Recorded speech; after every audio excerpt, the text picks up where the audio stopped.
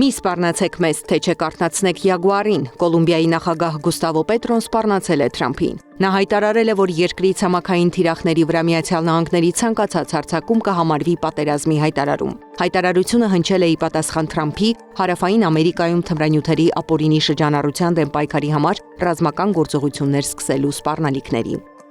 Մարդկությունը կրկին կանգնած է խաչմերուկին, որոշելով իր հաջորդ ուղին։ Պեկինում Մակրոնի հետ հանդիպմանն ասել է Չինաստանի առաջնորդ Սի Ցզինփինը, հավելելով, որ Չինաստանն ու Ֆրանսիան պետք է պատասխանատվություն եւ վճռականություն ցուցաբերեն, բարձր պահեն բազմաբևեռության դրոշը, ճեղքեն խավարն ու մառախուղը եւ վճռականորեն կանգնեն պատմության ճիշտ կողմում։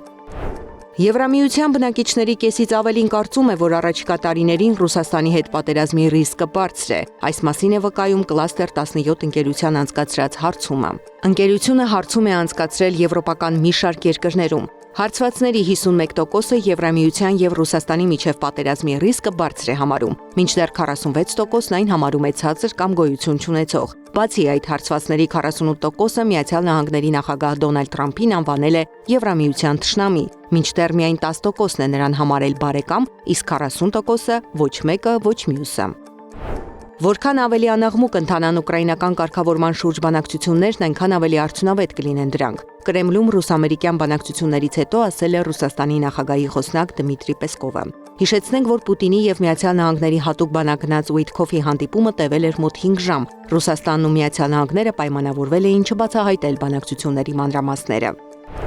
Վրաստանի վարչապետ Իրակլի Կոբախիձեն Ռուսաստանի հետ դիվանագիտական հարաբերությունների վերականգնումը նախքան Աբխազիայից եւ Հարավային Օսիայից ռուսական զորքերի դուրսբերումն անվանել է կարմիր գիծ։ Նա նշել է, որ նման քննարկումներն անհնար են, քանի դեռ Մոսկվան ճանաչում է այդ տարածքների անկախությունը։ Մեզ համար ամենակարևորը մեր սկզբունքային դիրքորոշումն է եւ մեր կարմիր գծերին հավատարիմ մնալը, ասել է նա։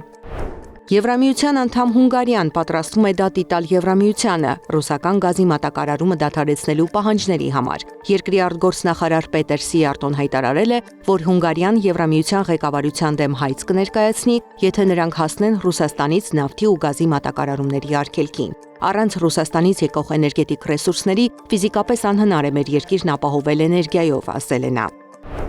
11 տարի առաջ հարավչինական ծովի երկնքում անհետացած Malaysia Airlines-ի օդանավի որոնողական աշխատանքները կվերսկսվեն։ Կուալա Լումպուրից Պեկին թռչող օդանավն անհետացել է ռադարներից 2014 թվականի մարտի 8-ին։ Օդանավում եղել է 239 մարդ։ Այս տարիների ընթացքում մի քանի անգամ փորձ է արվել գտնել օդանավի բեկորները, սակայն ապարդյուն։